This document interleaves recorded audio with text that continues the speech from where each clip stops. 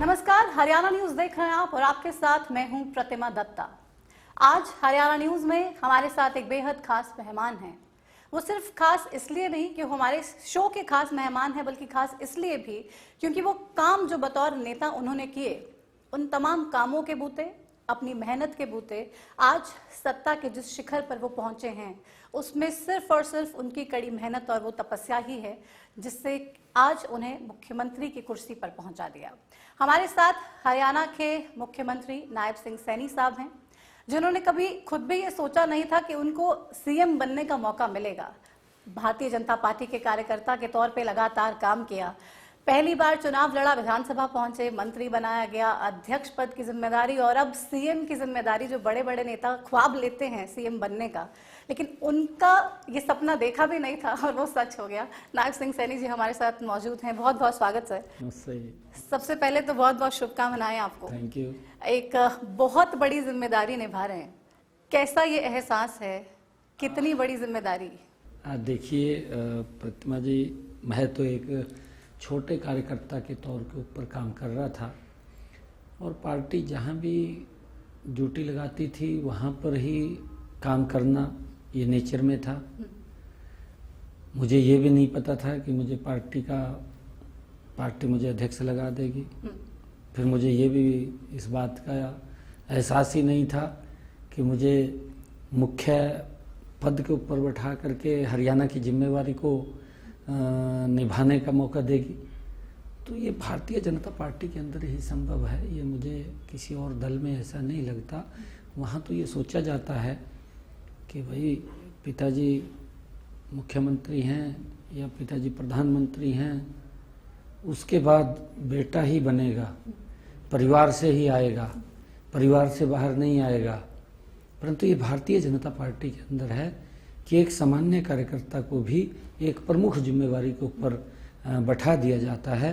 ये सोच अगर कहीं है, ये विचार अगर कहीं है, ये भारतीय जनता पार्टी के अंदर है और किसी दल के अंदर ये दिखाई नहीं देता।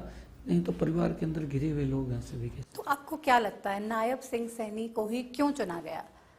पहले अध्यक्ष पद के लिए नहीं, देखिए सीएम की कुर्सी के लिए भी। देखिए, इसके लिए मैं ये कहना चाहूँगा क्योंकि भारतीय जनता पार्टी में कार्यकर्ता की वैल्यू है, कार्यकर्ता का सम्मान है और उसी सम्मान के कारण, क्योंकि अगर हम बैठे कहीं पर भी काम करते हैं तो कहीं ना कहीं पार्टी के अंदर उसको देखा जा रहा है, वाच हो रहा है। और ये भी नहीं है कि अगर व्यक्ति काम कर रहा है, काम करते करते वो ये सोचे कि मेरे को तो कोई देख नहीं रहा, परंतु भारतीय जनता पार्टी ऐसा दल है जिसके अंदर उसको देखा जाता है, उसको वाच किया जाता है और फिर उसी के अनुसार उसको आगे बढ़ाने का काम भी ये भारतीय जनता पार्टी में होता है। ये मैंने कहा है कि किसी और दल में संभव नहीं है। जब ये पूरा परिवर्तन हुआ, गठबंधन तोड़ा और तमाम तरीके से बहुत सारी चर्चाएं थी पूरे प्रदेश में, और फिर अचानक से हो गया कि सीएम भी रिजाइन दे रहे हैं, नया सीएम कौन? सबकी जुबान पर बस एक ही सवाल था। उस सब के बीच आपके भीतर क्या चल रहा था? आपको कब मालूम चला और कब उस पर? मेरे को तो मालूम चला जिस दिन विधायक दल की बैठक थी, उस बैठक के अंदर नाम आया, क्योंकि मैं वहाँ पर एज ए पार्टी के अध्यक्ष के नाते ही उपस्थित था उस विधायक दल की बैठक में। और उस विधायक दल की बैठक में जब सर्वसम्मति से ये नाम आया तो मैंने कहा कि मैं काम कर रहा हूँ, अच्छे से काम कर रहा हूँ, तो अभी तो मुझे और काम करना चाहिए। तो फिर मेरे को ये कहा गया कि पार्टी का ही ऐसा निर्णय है कि आपने यहाँ बैठ करके हरियाणा को संभालना है। कार्यकर्ता के नाते मैंने कहा ठीक है, जो जिम्मेवारी देंगे उसको पूरा निभाएंगे। पीछे जब मैं नारायणगढ़ से विधायक था, मेरे को ये कहा गया कि आपने कुरुक्षेत्र जाकर के चुनाव लड़ना है, तो मैं कुरुक्षेत्र जाकर के लड़ा। और फिर अब कहा कि आपने करनाल लड़ना है, तो मैं करनाल लड़ूंगा जाकर के। पार्टी का निर्णय है, सर्वोपरि है। और पार्टी के अंदर ही, भारतीय जनता पार्टी के अंदर ही है कि एक सामान्य कार्यकर्ता को जो काम कर रहा है, जो मेहनत कर रहा है, पार्टी को दिन रात आगे बढ़ाने के लिए काम कर रहा है, उसको पार्टी लगातार आगे बढ़ाने का काम करती है। ये भारतीय जनता पार्टी के अंदर है। आपने स्वीकार किया और इस जिम्मेदारी को निभाने की शुरुआत कर दी। लेकिन कितना मुश्किल है, जैसे ही जिम्मेदारी दी गई एक सीएम के काम को समझना करना, उस सबके बीच चुनाव सबसे बड़ी जिम्मेदारी। 400 पार का नारा, हरियाणा में 10 की 10 जीतने की दावा सामने। बिल्कुल प्रतिमा जी, आपने ठीक कहा, क्योंकि एकदम जब ये जिम्मेवारी आई तो हम चुनाव के अंदर थे, और चुनाव के अंदर क्योंकि जो काम किए हैं हमारी सरकारों ने, नरेंद्र मोदी की सरकार ने और हमारी हरियाणा की मनोहर लाल जी की सरकार ने जो काम किए हैं वो ज़बरदस्त काम किए हैं। पहली बार है कि इन 10 वर्षों के अंदर अंतिम व्यक्ति तक सरकार पहुंची है। ये पहली बार लगा है गरीब व्यक्ति को कि सरकार हमारे द्वार पे आई है।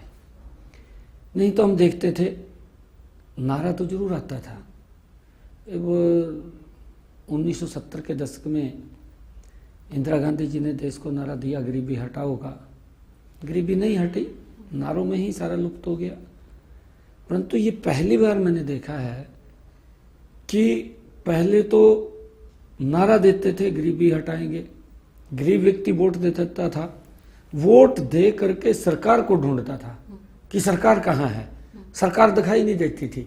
परंतु ये पहली बार हुआ है कि गरीब व्यक्ति का वोट लिया और सरकार गरीब व्यक्ति को ढूंढ रही है, और गांव गांव जाकर के, वार्ड वार्ड जाकर के विकसित भारत संकल्प यात्रा मोदी जी ने जो भेजी, और गरीब व्यक्ति को सरकार की योजना के साथ जोड़ना, जोड़ करके उसको मजबूत करना, ये पहली बार नरेंद्र मोदी की सरकार ने और हमारी डबल इंजन की सरकार ने किया है।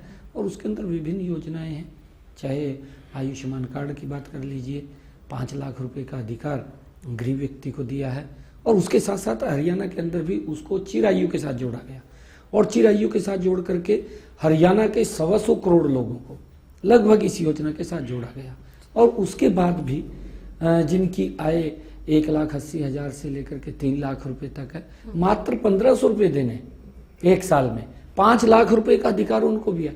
आज गरीब व्यक्ति को इस बात से वो निश्चिंत है कि अगर दुर्घटनावश कोई दिक्कत बीमारी आ जाती है तो उसके इलाज के लिए उसको किसी की तरफ देखने की जरूरत नहीं है, किसी की तरफ हाथ फैलाने की जरूरत नहीं है। कई बार तो बीमारी के कारण 2014 से पहले कांग्रेस के समय में व्यक्ति गरीबी रेखा के नीचे चला जाता था, परंतु आज वो व्यक्ति गरीबी रेखा के नीचे नहीं जा सकता। ये संबल और ये जो गोल्डन कार्ड नरेंद्र मोदी जी ने दिया है, ये गरीब व्यक्ति का विश्वास बढ़ाने का काम ये नरेंद्र मोदी की सरकार ने किया है, और आज व्यक्ति इस बात से निश्चिंत है। तो नरेंद्र मोदी जी क्या 400 पार कर पाएंगे? राहुल कह रहे हैं 180 पर रुक जाएगी भारतीय जनता पार्टी। देखिए, क्योंकि उनकी अपनी एक रचना है, योजना है। आजकल वो झूठ बोलते हैं, और झूठ बोल करके वो कहीं ना कहीं देश के लोगों को बरगलाने का काम करते हैं।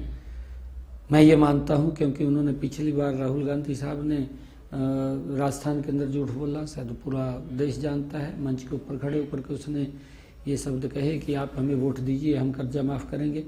5 साल लोग देखते रहे, और राहुल गांधी ने जो शब्द बोला था कि हम कर्जा माफ़ करेंगे, उसके दुष्परिणाम निकले। उसके दुष्परिणाम ये निकले कि 4,500 राजस्थान के किसानों ने आत्महत्या की, और 16,000 किसानों की जमीन कुर्क होगी। ये उसका दुष्परिणाम निकला। झूठ तो एक दल ने बोला, पार्टी ने बोला, उसके मुखिया ने बोला, और उसके मुखिया ने, कांग्रेस पार्टी ने झूठ बोला, उसका इम्पैक्ट लोगों के ऊपर पड़ा, उसका दुष्प्रभाव निकला कि हम जो बोलते हैं उसको करते नहीं हैं। नरेंद्र मोदी जी जो बोलता है उसको करता है, और अगर नहीं भी बोलता उसको भी करता है। ये अगर कहीं ना कहीं देश के लोगों के अंदर विश्वास बढ़ा है, ये नरेंद्र मोदी जी के प्रति विश्वास बढ़ा है कि ये व्यक्ति है जो इस भारत को, इस देश के लोगों को मजबूती से आगे बढ़ाने का काम कर रहा है और करेगा। ये नरेंद्र मोदी जी के ऊपर इस देश का विश्वास है, और उसी विश्वास के कारण मैं यही बात कह रहा हूँ। और फिर दूसरा एक और झूठ बोल दिया इन्होंने, हिमाचल के अंदर, शायद प्रतिमा जी आप जानते हैं और आप उसको दिखाने का भी काम करेंगे। प्रियंका वाड्रा ने इलेक्शन चल रहा था, इलेक्शन के अंत समय के अंदर जाकर के ये बात बोल दी कि हम 1 लाख युवाओं को हर साल रोजगार देंगे। हमारे पत्रकार भाई वहाँ के मुख्यमंत्री के पास चले गए कि आपकी पार्टी के मुखिया ने कमिटमेंट किया था कि हम 1 लाख युवाओं को रोजगार देंगे, परंतु वो कहने लगा, वो मीडिया के सामने बोला कि हमने तो कोई कमिटमेंट नहीं किया। फिर उन्होंने दिखाया कि आपकी नेता प्रियंका वाड्रा ने ये मंच के ऊपर बोला है, वो भी दिखाया, परंतु झूठ बोल दिया, झूठ बोल करके वोट ले ली, सत्ता में आ गए। और इसी प्रकार से कर्नाटक के अंदर वहां झूठ बोला कि हम महिलाओं को 3,000 रुपये देंगे, युवाओं को हम 3,000 देंगे और महिलाओं को 2,000 रुपये देंगे।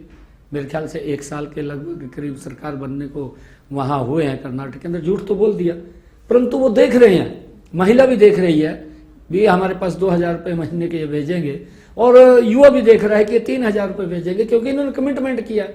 आजकल ये लोग झूठ बोल करके लोगों का वोट बटोरने का काम कर रहे हैं, परंतु लोग अब समझ रहे हैं। एक कहावत है हमारे हरियाणा के अंदर कि काठ की हांडी है, एक बार चढ़ती है, बार बार नहीं चढ़ती। इनका पर्दाफाश हो जाता है। और अब मैं आपको बताना चाहता हूं कि इन्होंने अब एक और झूठ बोला, राहुल गांधी साहब ने। अब इन्होंने अभी प्रेस के अंदर कहा कि मैं 1 झटके के अंदर गरीबी को खत्म कर दूंगा। ये राहुल गांधी के बयान है।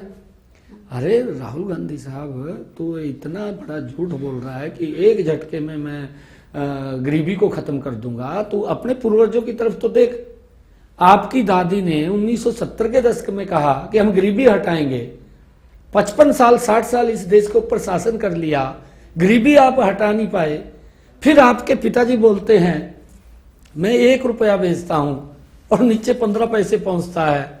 वो 85 पैसे वो जो लीकेज हो जाता था वो किसकी जेब में चला जाता था? वो आपके पिताजी जब इतनी बात बोलते हैं उसको मालूम होगा कि वो कहां चला जाता था। वो गरीब के वेलफेयर के ऊपर खर्च होना था, वो गरीब के आयुष्मान कार्ड मिलना था, वो गरीब को प्रधानमंत्री आवास मिलना था, देश के अंदर 4 लेनिंग सड़क बननी थी, देश के अंदर 6 लेन रोड बनने थे, परंतु कहीं पर भी दिखाई नहीं दिया। ये तो बात बोली है जरूर कि ये जो पैसा है 15 पैसे नीचे लगता है और 85 पैसा कहीं चला जाता है, उसको रोकने का प्रयास नहीं किया गया। और आज ये गरीबी को 1 झटके में मिटाने की बात कर रहे हैं। तो ये ये किस प्रकार का मजाक, आपको? किस प्रकार का देश के साथ ही मजाक कर रहे हैं, इसको समझ नहीं है। ये पता नहीं कौन व्यक्ति इसको लिख करके एक चीट के ऊपर दे देता है और उसको ये पढ़ देता है। ये इस प्रकार का इस प्रकार से देश को क्या ये सोचते हैं। और लगातार देश के अंदर से कांग्रेस के लोग बड़े बड़े नेता जिस सीट ये परंपरागत मानते थे आज उसको छोड़ करके भाग रहे हैं। आपके सामने इतने नेता, राहुल गांधी ने अमेठी को छोड़ा, वायनाड चला गया, वायनाड को भी अब छोड़ने वाला है, पता नहीं कहां जाएगा, क्योंकि वहां के लोग देखते हैं, एक बार तो देखते हैं उसके बाद नहीं। भूपेंद्र सिंह हुड्डा पिछली बार लड़े, अब की बार फिर वो जवाब देंगे कि मैं चुनाव नहीं लड़ूंगा। सुरजेवाला कभी कहता है मैं चुनाव लड़ूंगा, वो भी छोड़ गया कि मैं चुनाव नहीं लड़ूंगा। इनके तमाम नेता इलेक्शन लड़ने से बड़े बड़े नेता बच रहे हैं कि हम बचें, कि कहीं ना कहीं। ये कांग्रेस की लिस्ट नहीं आ रही अब तक। ये देखिए, ये आप उनसे पूछ सकते हैं कि क्यों आप लिस्ट नहीं निकाल रहे हैं।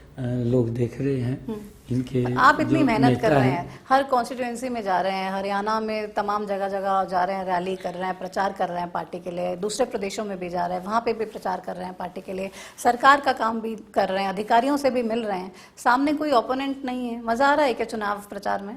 नहीं, देखिए मजा लोगों के अंदर जब जाते हैं और लोगों जो उस बात की चर्चा करते हैं, मन को एक बड़ी शांति मिलती है जब लोग एक बात बोलते हैं कि ये आयुष्मान कार्ड था, मुझे ये दिक्कत हो गई थी, मेरा 4 लाख रुपए का खर्चा आया परंतु मेरा कोई पैसा नहीं लगा। मन को शांति होती है कि मोदी जी ने कितनी गजब की योजना चलाई, मनोहर जी ने चिरायु दिया, उसके माध्यम से लोग उस योजना का लाभ उठा रहे हैं। वो मेरी माता बहन जो 2014 से पहले सर के ऊपर मटका रख करके वो 2 किलोमीटर, 4 किलोमीटर, 5 किलोमीटर, 10 किलोमीटर दूरी से पीने का पानी लेकर के आती थी और उसके ऊपर बीतती थी, वो कैसे घर के लिए पीने का पानी लेकर के आती थी, परंतु उसकी तरफ ध्यान नहीं दिया। 55 सालों में ध्यान नहीं दिया। अगर ध्यान दिया, नरेंद्र मोदी जी ने ध्यान दिया, जल शक्ति मंत्रालय बनाया, हर घर के अंदर नल और स्वच्छ जल पहुंचाया। और उसका परिणाम ये निकला कि आज मेरी माता बहन को कहीं पर भी दूर नहीं जाना पड़ता पीने का पानी सर के ऊपर मटका रख करके लाने के लिए। ये सुविधा घर में ही देने का काम इन 10 वर्षों के अंदर नरेंद्र मोदी जी ने दिया। प्रधानमंत्री आवास योजना दिया, 4 करोड़ लोगों को मकान बना करके देने का काम निरंतर जारी है, वो दिए हैं। आगे भी टारगेट रखा है कि हमारी सरकार 2 करोड़ और नए घर बनाएगी। देश को मजबूत किया है। देश जब 2014 में नरेंद्र मोदी जी इस देश के प्रधान सेवक बने, देश 11वें स्थान के ऊपर था। देखते ही देखते इन 10 वर्षों के अंदर 5वें स्थान के ऊपर आकर के खड़ा होगा। ये दुनिया की 5वीं आर्थिक मजबूत इकोनॉमी अगर कोई बना है तो वो भारत बना है, और इसके पीछे की ताकत है। ये खाली 5वें स्थान के ऊपर ऐसे नहीं है कि हमने बोल दिया कि 5वें स्थान के ऊपर आकर के खड़ा हो गया। अगर इसके पीछे देखेंगे, देश का इंफ्रास्ट्रक्चर, रोड्स की बात करिए, दुनिया के अंदर सबसे अगर ज्यादा गति से और अच्छे रोड बने हैं तो भारत के अंदर इन 10 वर्षों के अंदर बने हैं। अगर हम देखें इन्हीं 10 वर्षों के अंदर जो हमारी रेल की कनेक्टिविटी थी, वंदे भारत जैसी अंतर्राष्ट्रीय सुविधाओं से सुसज्जित ट्रेन देश के लोगों को मिली है। लगभग 100% इलेक्ट्रीफाइड ट्रेन को वो इन्हीं 10 वर्षों के अंदर किया गया है। कांग्रेस के समय के अंदर मात्र 74 एयरपोर्ट और आज 150 एयरपोर्ट बनाने का काम इन 10 वर्षों के अंदर किया गया है। अगर हम देखें कि देश के अंदर मात्र एक एम्स खड़ा था और देखते ही देखते आज 24 एम्स इस देश के अंदर फंक्शनल है, खड़े हो गए हैं और आगे लगातार बन रहे हैं। इसके पीछे क्योंकि अगर हम 5वीं आर्थिक अर्थव्यवस्था बने हैं तो उसके पीछे ये बड़ी ताकत भी है। अगर कोरोना जैसा वैश्विक संकट आता है तो आदरणीय नरेंद्र मोदी की सरकार लोगों के साथ कंधे से कंधा मिलाकर के मजबूती से खड़ी हुई दिखाई देती है, और ये उसका परिणाम है। मोदी जी की तमाम कामों से देश को बहुत मजबूती मिली, आप बता रहे हैं, और वो तमाम चीज़ें आप लोगों तक पहुंचा भी रहे हैं। लेकिन नायब सिंह जी, हम हरियाणा में बहुत से बदलाव देख रहे हैं आजकल। सीएम हाउस के दरवाजे खोल दिए गए हैं, आप कह रहे हैं वहाँ मंजे बिछा देंगे। कभी हम देखते हैं हमारे सीएम को कोई कार्यकर्ता मिलने आता है तो हाथ मिला के गले लगा लेते हैं, कोई फोटो खींचना चाहता है तो फ़ोन हाथ में लेके सेल्फी ले लेते हैं। नहीं, देखिए, लोगों का जो स्नेह, जो प्यार है, और हरियाणा के अंदर जबरदस्त काम वो हमारी सरकार ने किए हैं। उन कामों को बढ़ाने का जिम्मा मुझे मिला है, उन कामों को और आगे बढ़ाएंगे। लोगों में एक इतना बड़ा विश्वास जगा है इस सरकार के प्रति कि आज बिना पर्ची, बिना खर्ची के युवाओं को रोजगार मिल रहा है। आज ऑनलाइन ट्रांसफर हो रही है, घर बैठे ट्रांसफर हो रही है, उसको जाने की जरूरत नहीं पड़ रही, किसी विधायक के पास, किसी मंत्री के पास या सेक्रेटरीट के अंदर जाने की जरूरत नहीं पड़ रही। उसको घर बैठे ही ऑनलाइन ट्रांसफ़र वो भर देता है और एक बटन से ट्रांसफ़र हो जाती है। ये सिस्टम का जो सुधार किया है, इस सिस्टम का हरियाणा को लाभ मिल रहा। आने वाले लंबे समय के अंदर इसका बड़ा लाभ हरियाणा प्रदेश के लोगों को मिलने वाला है। और मैं, क्योंकि लोगों का इतना जो प्यार है और वो आते हैं, मतलब ऐसा लगता है हक है आपके ऊपर। नहीं, बिल्कुल। देखिए, जब मैं पार्टी ने अध्यक्ष बनाया था तो मैंने से तब भी आपको एक इंटरव्यू दिया था, उसके अंदर बताया था कि लोगों का इतना स्नेह और प्यार मिलता है कि देखिए, मेरी अपनी इच्छा रहती है, मैं आपको बताना चाहता हूँ कि परमपिता परमात्मा ने ये जीवन दिया है और ये जीवन लोगों के लिए होना चाहिए। जब सेवा का एक भाव दिया है तो मेरे मन के अंदर है कि मेरे एक फ़ोन करने से अगर किसी का भला होता है तो वो कर देना चाहिए। मैं उस सोच के आधार के ऊपर काम करता हूँ और मैं इसीलिए बोलता हूँ कि कोई भी आइए, हमारे विधायक हैं, हमारे अन्य और पदाधिकारी हैं, वहाँ पर भी एक पार्टी का बड़ा सिस्टम है। वो चंडीगढ़ नहीं आ सकते, वहाँ पर हमारे विधायक बात सुनते हैं, हमारे सांसद बात सुनते हैं, हमारे पार्टी के पदाधिकारी बात सुनते हैं, ताकि लोगों की समस्याओं का समाधान हो। और मैंने कहा कि अगर आपको कोई इमरजेंसी पड़ती है तो आप मेरे को भी आके मिल सकते हैं डायरेक्ट। कोई आपका ऐसा काम है कि वहाँ नहीं हो रहा है तो मेरे से कोई काम है, तो उसके अंदर हम जितनी भी हेल्प हमारे से है वो उतनी हेल्प हम करेंगे, एक संविधान के दायरे के अंदर रह करके। उससे बाहर, क्योंकि हमारी ये सोच है कि उससे बाहर ना जाया जाए और उस संविधान के दायरे में रह करके अगर किसी का कोई कोर्ट का मामला है तो कोर्ट से ही उसका समाधान होगा, उससे तो हमारे से समाधान नहीं होगा। हम उसको बताते भी हैं और उसको बोलते भी हैं और लोग उस बात के ऊपर उसको फॉलो करते हैं कि ये ठीक है। परंतु कभी भी कोई व्यक्ति आए किसी के साथ, अगर किसी को लगता है कि मेरी बात नहीं सुनी जा रही, तो हमने कहा है कि आप आइए, आ भी रहे हैं, साहब का है वो आ भी रहे हैं और उनकी बातों को हम सुन भी रहे हैं। तो अच्छा लगता है जब तमाम लोग इस तरीके से आते हैं, मिलते हैं और हक से अपनी बात अपने सीएम के सामने रखते हैं। बिल्कुल बिल्कुल बिल्कुल, मुझे बहुत अच्छा लगता है और उनकी बात को सुन करके हम निरंतर ये प्रयास रहता है कि उनकी बातों का समाधान किया जाए और कर भी रहे। लेकिन सुबह बहुत जल्दी आप काम शुरू कर देते हैं और रात तक, देर रात तक मीटिंग्स आपकी चलती रहती हैं, तो आराम करने का समय कितना मिलता है और कर पाते हैं? हाँ, देखिए, क्योंकि जब ये जिम्मेवारी दी है तो मैंने कहा है कि हरियाणा प्रदेश के लोगों का जो आशीर्वाद है, जो सहयोग है, हमारे पार्टी के उच्च नेतृत्व का जो आशीर्वाद है, सहयोग है, क्योंकि उसी ताकत के ऊपर मैं काम करता हूँ। लोगों को जितना भला हो सके वो करना चाहिए।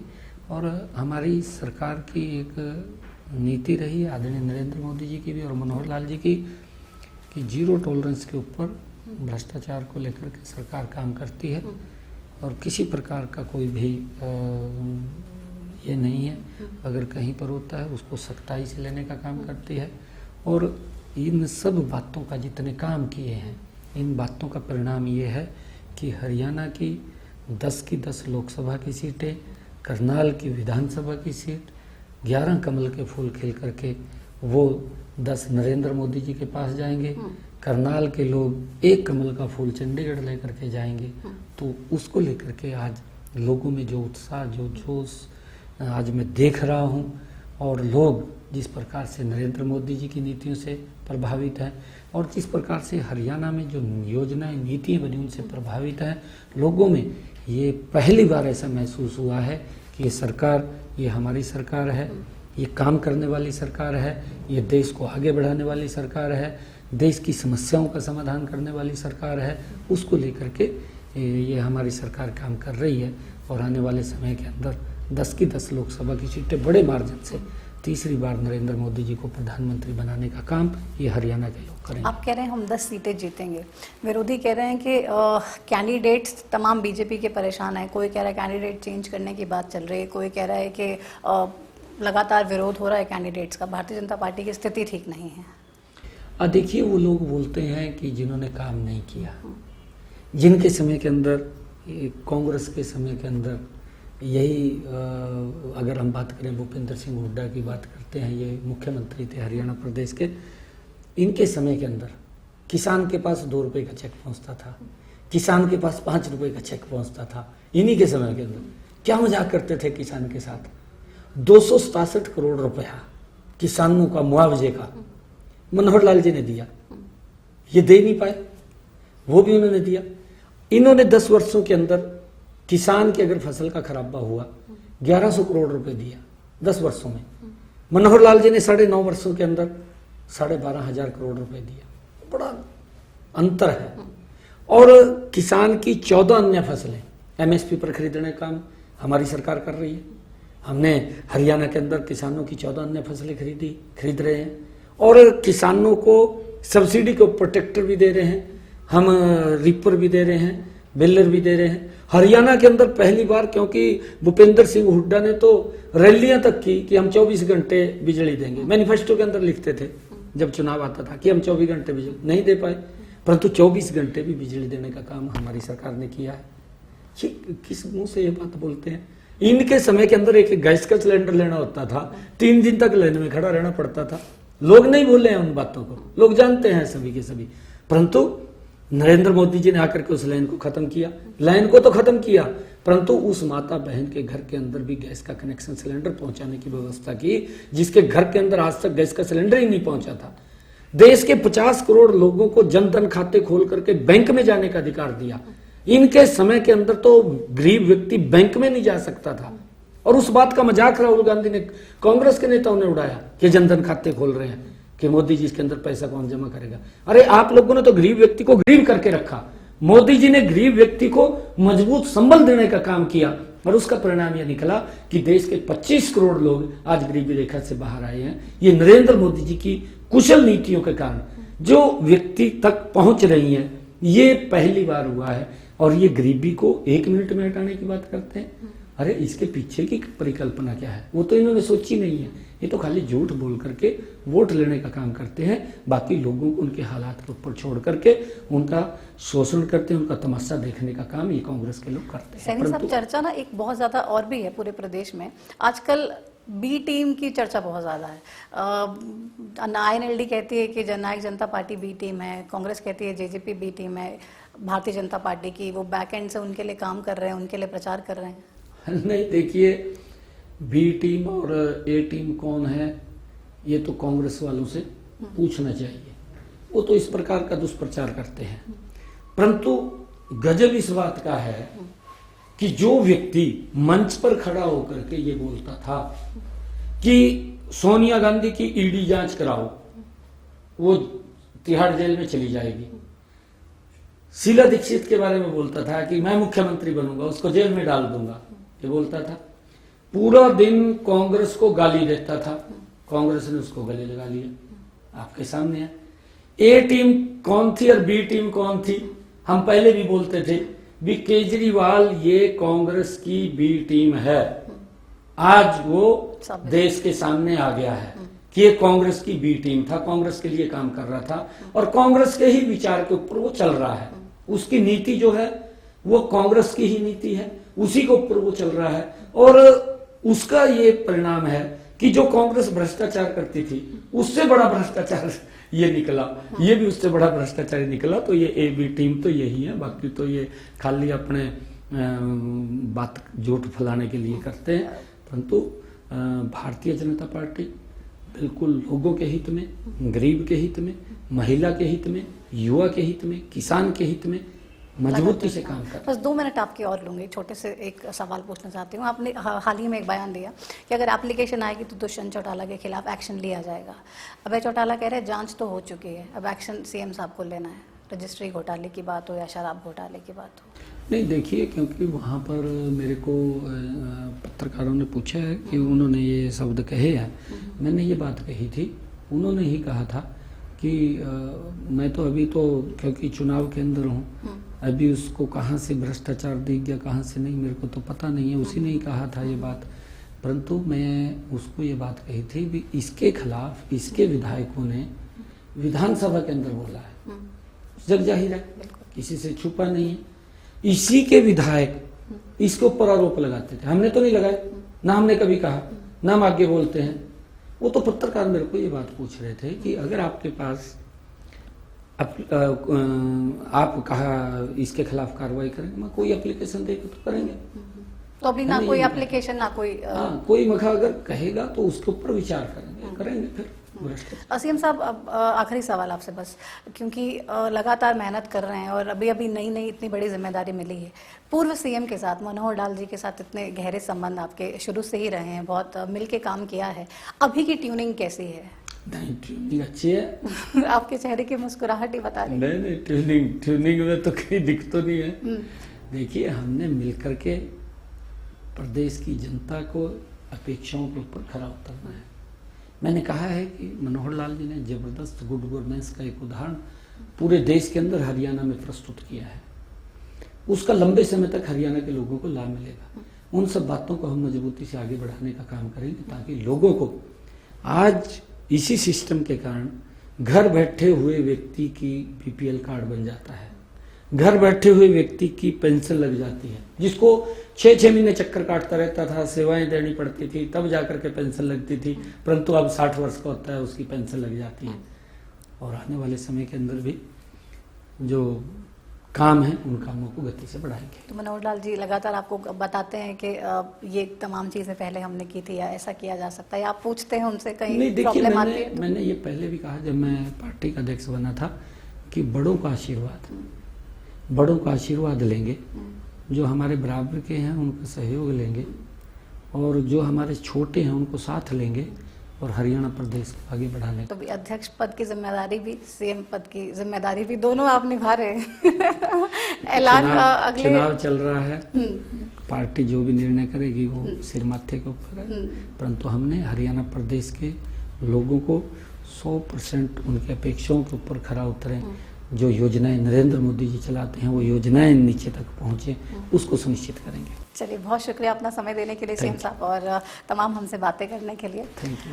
तो आपने सुना प्रदेश के सीएम नायब सिंह सैनी साहब को, जो आश्वस्त हैं इस बात को लेके कि देश में 400 पार तो होने जा ही रहा है और हरियाणा में भी 10 की 10 लोकसभा की सीटें भारतीय जनता पार्टी ही जीतने वाली है।